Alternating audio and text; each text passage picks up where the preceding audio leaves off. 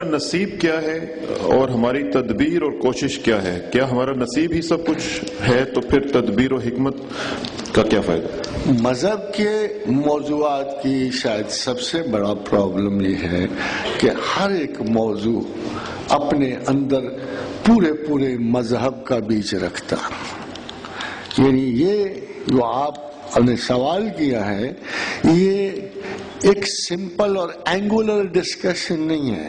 It involves entire perspective of religion. اور یہ بھی بات آج سے نہیں شروع ہوگی، یہ بات تخلیق جہاں سے شروع ہوگی. اب آپ غور کرو، اس پہ دو آسپیکٹس ہیں. that the man is a spontaneous outgrowth in this world, that man is created on this earth. یہ دو علیحدہ آسپیکٹس ہیں. ایک تو انسان خود بخود کسی بایولوجیکل نیو ڈاروینین نظریے کے تحت پیدا ہو گیا، کسی آڈ کمبینیشن سے کریٹ ہو گیا. ایک یہ کہ اس کو تخلیق کیا گیا. جب تخلیق کیا گیا تو آپ کو مقدر کی سمجھ آ جائے گی. اگر آپ کو خدا کو مانتے ہو تو آپ کو خدا کی بالکل وجہ سارے مقدر کی سمجھ آ جائے گی. تو میں آپ کو ایک پروپوزل دیتا ہوں. I think this is the most easiest way to understand about مقدرات. اب دیکھیے، آپ نے اپنے بچوں کو کہیں بھیجنا ہے اینڈ یو آر ورڈ، تو آپ جس جگہ بھیجو گے مکان، ان کے کھانے پینے کا بندوبست، ان کی روٹی، ان کی ملاقاتیں، ان کی پلیسنگ، کچھ چیزیں آپ کے بس میں ہوں گی، کچھ چیزیں آپ وہاں ریکویسٹ کرو گے، جی ہمارے بچے آ رہے ہیں پلیز ان کے لیے کرو. اب پروردگار عالم نے ایک مخلوق زمین پہ بھیجنی تھی. آپ کا ایریا بھیجنے کا ہوتا ہے 2 سال 3 سال.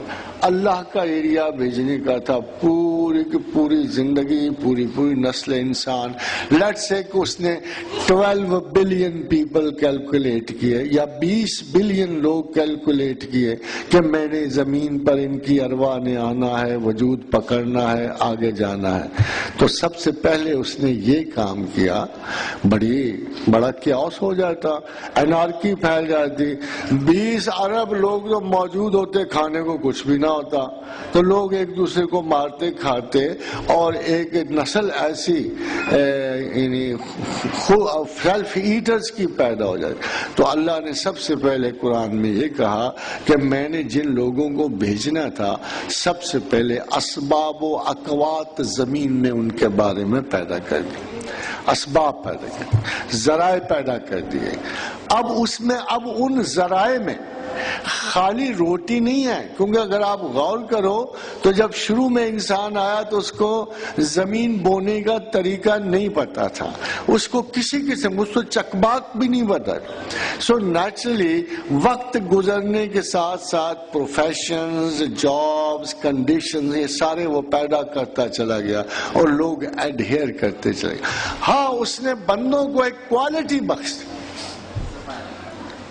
کوالٹی یہ بخش دی جو چونکہ آزمائش اس قسم تھی کہ یہ غلط فہمی بخش دی کہ یہ ہم کر رہے ہیں. ایک صحیح پیٹرن یہ تھا کہ ہم اللہ کے دیے ہوئے اقدامات سے فائدہ اٹھا رہے ہیں، اللہ کے دیے ہوئے سورسز سے فائدہ اٹھا رہے ہیں، اللہ ہی زندہ رکھتا اور مارتا ہے، اللہ ہی اکارڈنگلی جاب اولاد سب کچھ متعین کرتا ہے. اور دوسری طرف غلط فہمی یہ پیدا کر دی کہ شاید میں خود کرتا ہوں. حالانکہ اس کے جواب میں 2 بڑے توڑ موجود تھے. They were not negligible. کوئی بندہ ان 2 اینڈز کو نیگلیکٹ نہیں کر سکتا. اگر کسی بڑے سے بڑے کارل مارکس کا ہی دعویٰ کیوں نہ ہو، لینن اور گورکی کا ہی دعویٰ کیوں نہ ہو کہ ہم ہی کھانے اور پینے اور محنت کرنے والے ہیں، ان 2 اینڈز ان کی کوئی سنوائی نہیں تھی. ایک پیدائش میں، ایک موت میں. انسان کا بچہ ہوا سے نہیں گرتا ہے. تمام جانوروں کے برعکس انسان کے بچے کو ابتدائی کچھ سال چاہیے وہ سانپ کا بچہ نہیں ہے کہ سر سر کرتا ہوا گم ہو جائے، یا بکری کا بچہ نہیں کہ نکلتے ہی 2 منٹ بعد پاؤں پہ کھڑا ہو جائے. It needs time and years for ہم ٹو اسٹیبلائز اور رائز کرنا. اس کو تعلیم چاہیے، اس کو کریئر چاہیے، اس کو جاب چاہیے، اس کو فنکشن چاہیے. He takes 10-15 years for this job, اور اس کے لیے اس کا کوئی اختیار اپنے اوپر نہیں ہے. اینڈ پہ اس کا کوئی اختیار ہوا. سنی حکایت ہستی تو درمیان سے سنی، نہ ابتدا کی خبر ہے نہ انتہا کی خبر. اس چیز پہ دعویٰ رکھنا کہ میں یہ کر رہا ہوں، میں وہ کر رہا ہوں. ہاں اللہ نے یہ کیا کہ جابز تک پہنچانے کے لیے اور جاب سے ہٹانے کے لیے، کام کرنے کے لیے، کام نہ کرنے کے لیے، شامت تک پہنچنے کے لیے اور فوائد تک پہنچنے کے لیے اس نے ایک ریموٹ کنٹرول تمام حیات پہ رکھ دیا، ان کے اذہان پہ رکھ دیا. ما من دابۃ فی الارض الا هو آخذ بناصیتها.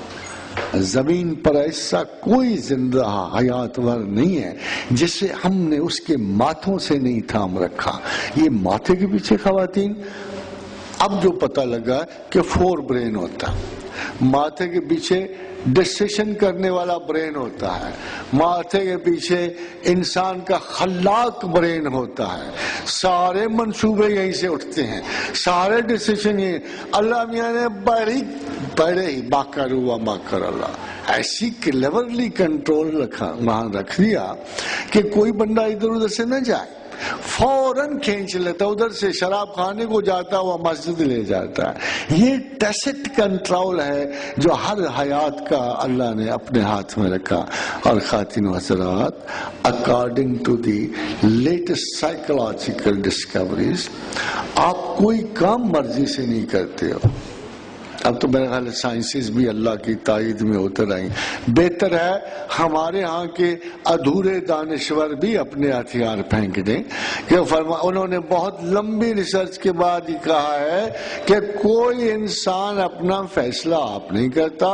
فیصلہ کرنے کے باوجود 6 سیکنڈ پہلے ہمارے لیبڈو سے ایک آرڈر ریلیز ہوتا ہے، ہمارے سب کانشس سے ایک آرڈر ریلیز ہوتا ہے جو دیکھتے ہی دیکھتے ہر فیصلے کو کنٹرول میں لے کے ہمیں باغ بہارا سے کہ جہنم کی طرف لے کے چل پڑتا ہے.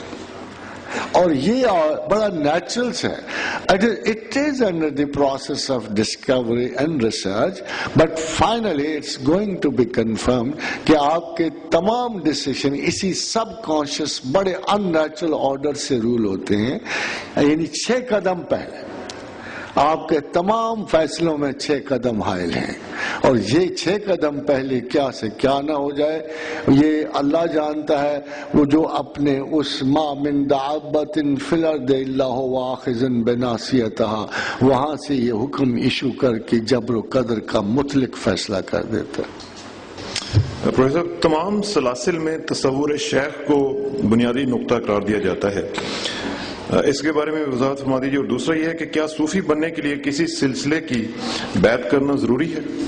خواتین و حضرات، پہلا سوال تو ویسے یہ ہے کہ کیا کرنا پڑتا؟ تصور شیخ.